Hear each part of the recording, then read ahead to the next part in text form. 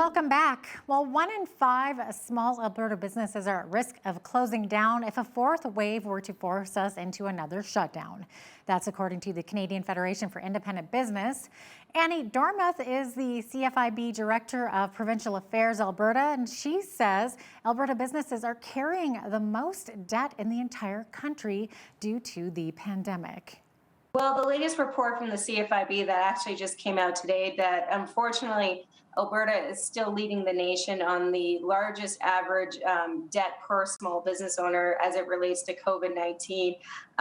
The average Alberta small business is reporting $335,000 worth of COVID-19 related debt that they have accumulated throughout the entire pandemic, which is more than double the national average, actually, given the fact that if we were to enter any type of further restrictions in the fall here, unfortunately for some businesses, it could be the nail in the coffin for them.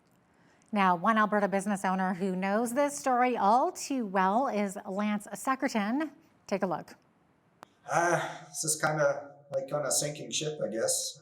Best way to describe it, right? You're throwing a life preserver and you're just holding on until it ends, and hopefully you can hold on long enough. Owner of Coliseum of Lethbridge, which specializes in laser tag, axe throwing, archery, and airsoft, Secretan was forced to close his doors during the initial shutdown in 2020, then again last December through June of 2021. He's applied for as much government COVID relief as possible.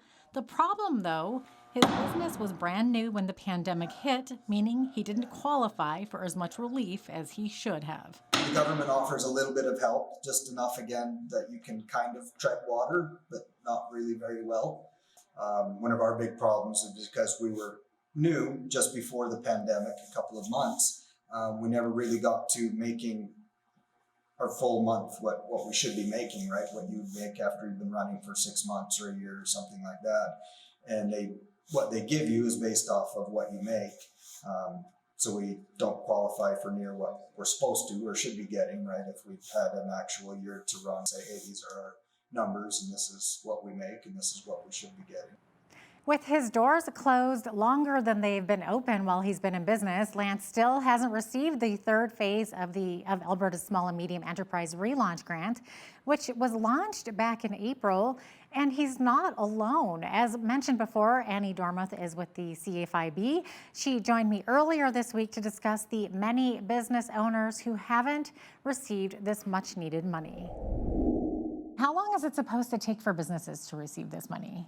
Well, unfortunately, this is what we've been hearing from small businesses since the third round of the SME relaunch grant was unveiled by the provincial government, that there was almost like a series of unfortunate events that caused a lot of applications to not go through, or business owners had to reapply for their application and kind of start from scratch.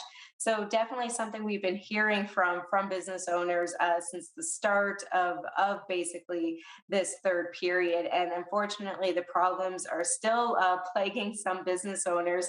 So we do call on the provincial government to really make an effort to look into any outstanding application and kind of work through any type of problems that might be occurring that is preventing this much needed payment to go to small businesses. Okay, so what have you heard from the province on this? Have they given any kind of a response whatsoever? Well, we've been working with the provincial government kind of on the one-off cases that come through our business resource services line, and through that we've been able to get through. Our business owners are able to kind of get through or get their payment quite quickly. A lot of it is, application kind of errors on the part of the applicant that is preventing them from getting the payment. However, still there should be some type of method from the provincial government to at least search any type of outstanding payment and again contact those business owners directly to determine if any errors in the application need to be fixed. That is a long time for these businesses to be waiting. So we're looking at 4 months. What was the waiting time supposed to be, about 10 weeks or so? The original date from the application approval was supposed to be payment within 10 to 12 business days. Wow. Again, if you were one of those unfortunate business owners that applied on a browser that didn't seem to work or process the application, or unfortunately had perhaps a duplicate application, those are the type of situations we've been hearing from business owners that have resulted in this quite lengthy delay of getting their much needed funding. So if you haven't received your funding, definitely check with the province to see if there was a problem with your application. Up next, we speak with one of the queen bees of beekeeping. That's right after this quick break. Keep it right here.